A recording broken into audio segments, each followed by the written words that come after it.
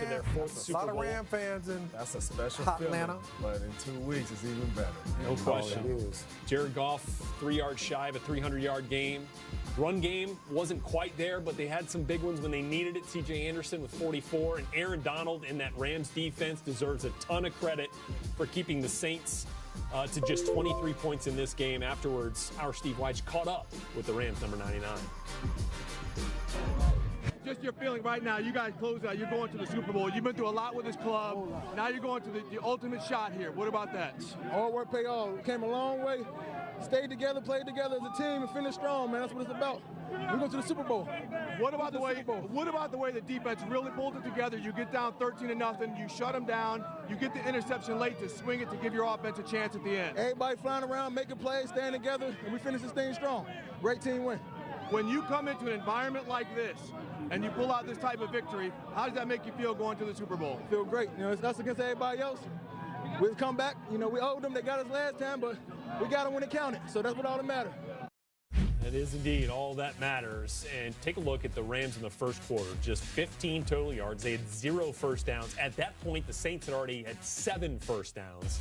And then they pick it up. It's like the game started in the second quarter for the Rams offense. They total 363 in the final, let's say, almost 50 minutes, including overtime. Come up with 19 first downs and 26 points to win the game. So for you guys here, and Rod, I'll start with you. What does this win come down to? Where did you start seeing things stem the tide? Was it the fake punt? Well, the fake punt, you know, a lot of people are going to say the refs blew the game for no question. The New Orleans Saints. But, you know, there's an old saying that Chuck Noll used to tell us back in Pittsburgh that you have to outplay with how the refs ref. Yep. Because they're going to make some bad calls. They're human beings. They're going to make some – it's a fast game. They're going to make some calls maybe should go your way that didn't go your way or the other way around. And you have to outplay that. And, you know, for the Rams' sake, they did. They outplayed it. You know, they had opportunities to feel sorry for themselves on the sideline. They didn't feel that way. And those players came out and played, and Jared Goff played well. I mean, what I love about McVay and Faso, who's a special team coach for the Rams, is that they are gutsy. And I know Faso because he was with me in Oakland in 11 when I was there as a coach. He's very aggressive of making those type of calls. And McVay letting him do the things like that, having that fake punt, those type of things galvanizes a football team. Trust between those two guys, too. That absolutely. When I call on you, you're going to get it done. And when you know your coach believes in you to make those type of plays, you play that much harder, James. And we always say, too, that one play don't define the game. You know, you had plenty of opportunities to take over this ball game. And even early in the ball game, you go down there, first drive of the game, you go down, get in the red zone, you get stopped, held for 3. Could have got 7. Get a turnover in the red zone, held for 3, you know? So if you get touchdowns there, I mean, the game is basically over there. In 4 days, Sean McVay will turn 33 years old. He's now coaching in the Super Bowl. Youngest head coach ever in a Super Bowl. Here he is at the podium.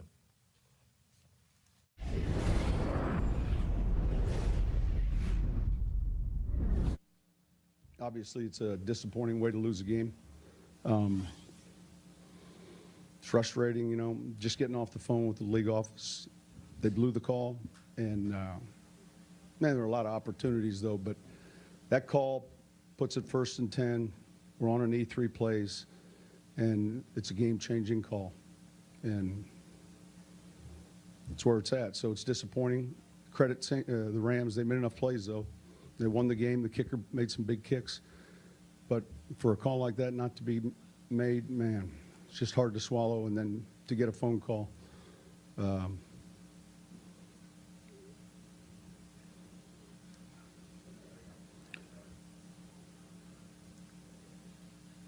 Someone turn that off a little bit. Anyway, so what do? You get back up and you start going to work. This will be a tough one for these players, for the coaches. And again, Rams did a great job. It was a well-fought game, hard-fought game. But any questions? It was simple. They blew the call. They said it should never have not been a call. They said not only was it interference, it was helmet to helmet. There were 2 calls. They couldn't believe it. So that was no. We spoke initially, then I called to follow up, and first thing Al said when I got on the phone. We messed it up. And but we go into these league meetings, and we sit as an ownership group, and we don't further evaluate the replay system. You know, there's just too much at stake. And listen, it's a hard job for those guys because it's happening fast. But I don't know if there was ever a more obvious pass interference call that, you know, here it is, the NFC Championship game. So, tough one to swallow. Coach, did you get any explanation on the field down to talking to the officials? Yeah, the normal, like, hey, we thought they arrived at the same time, you know, that kind of thing. But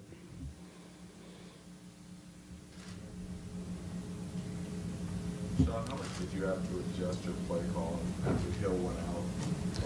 a little bit. Look, we knew the last 7 weeks this team had really shifted defensively to more of a zone principle. So it was a lot more zone coverage, some brackets. But his concussion affected us some, and yet, you know, it's part of the in-game process of dealing with it. But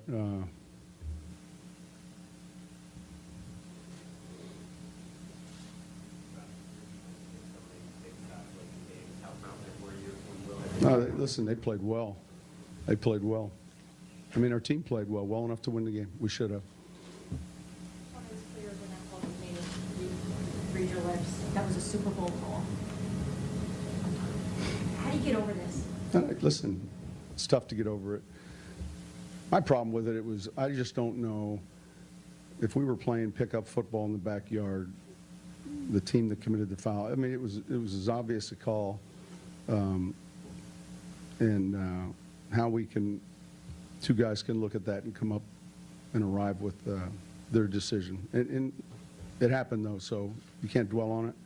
You know, we get over it. You know, the truth is, you always some of these losses like this, but one like that, it's too bad. I just say it's disappointing. Man, I was proud of these guys. This is it's been a great season. It's a great group of guys that's worked extremely hard. Man, come off a tough loss like we did last year and fight back and put ourselves right in this position, right there in a position inside the 10-yard line to go to the Super Bowl. I'm proud of every one of them. You talked about you personally with the call, but knowing somebody like Ben Watson's career is now over. Listen, there's a finality to it's the last time this team plays together, so that's part of it. Coach, have you ever concerned about how people view the NFL when something like that happens? You know? Next question. You talked about the missed opportunities in the first half. Yeah, listen, those two red zone possessions, we ended up with field goals, so we'll obviously pay attention to all of those. See on Drew's pick in overtime? Well, it's hard to see from field level. He got hit as he threw it. Do you think the league has to revisit the reviewability of this kind of stuff, or? No, I mean, we all want to get it right, right? I mean, I think we've got the technology where we've got plenty of technology to speed things up. And look, I'm on the competition committee, so hopefully that provides a voice. But man, I hope no other team has to lose a game the way we lost that one today, though. You know, we were in a position, like I said, to be right there on the 10-yard line, whatever yard line, you know, be on a knee for 3 plays, and it's disappointing. All right. Not to dwell on that when you go into overtime. It's difficult, but we shifted gears, and here we go. You started with a pass. Was that instead of a run, just? Yeah, maybe sometimes we'll start with a run, sometimes we'll start with a pass. I mean, Was there a consideration to run with? sometimes you run, sometimes you pass. Well, you're in overtime. Is that what you're talking about? No. Oh, it was a run to begin with, and we got a 0 blitz out of it. It's a good question. I'm sorry. I thought you were talking about the overtime. Yeah. Anything else? To change the call from a run to a pass? No, it was kind of a built-in play to handle some of the. It was a 0 blitz. One more question. Just compensated with the Rams. I don't know if you had a chance to say much to him, but obviously. Oh yeah, listen. Afterwards, congratulated him. He's, you know, great young coach. He's someone I consider a friend. There's a lot of close relationships to guys on this staff, on that staff, and those guys did a great job. All right, thanks. So Sean Payton, as you saw there, the Saints head coach, look, visibly, emotional and having a hard time dealing with how that game unfolded, particularly with the pass interference non-call. Said that he had already gotten off the phone with the league office and head of officiating Al Riveron, who clearly admitted that it was a blown call. Should have been not only a pass interference, but a helmet-to-helmet hit on Nickel Roby-Coleman. With Tommy Lee Lewis, the intended receiver there, that would have given the Saints a fresh set of downs inside the 10. The game was over. Game was, for all parts, over. But they had other opportunities as well, as Sean Payton mentioned, James. Absolutely. And, I mean, I've been a part of the Fail Mary and all that in Seattle. And, I mean, we all ride. We played the game for a long time. We can all say, bang, if this would have happened, if the call would have went our, in certain games, we would have won this. But listen, refs are people too. They missed the call, but at the end of the day, you still had opportunities to win that ball game. It's your ball in overtime. You know, and then you get stopped, you throw an interception, you turn the ball over. So you still had opportunities to win the game. You got to give credit to the Rams, man. When they had to make plays, they made plays, that whole team on offense and defense and special teams, and you got to tip your hat to the Rams. That's a great point. All three units. The coach is always going to say, what can we do to make the game better so they don't miss those calls? Yeah, I mentioned that a number of times. But it's a part of human nature. It's going to happen. You know, if everything's going to be reviewed, then we're going to have 5-hour games. That's what we don't want in the National Football League. So I think, you know, it was a bad call, but it happened. They had other opportunities. They had 2 drives in the first quarter that they had to kick field goals. You scored touchdowns, that's 8 more points. Those are almost knockout blows, you know, at that point. And like we always say, it's a penalty on every play. It's holding and all that on every play. So it could be, that's right. You know, it could be as football. I mean, that one was obvious, and that's why, you know, look,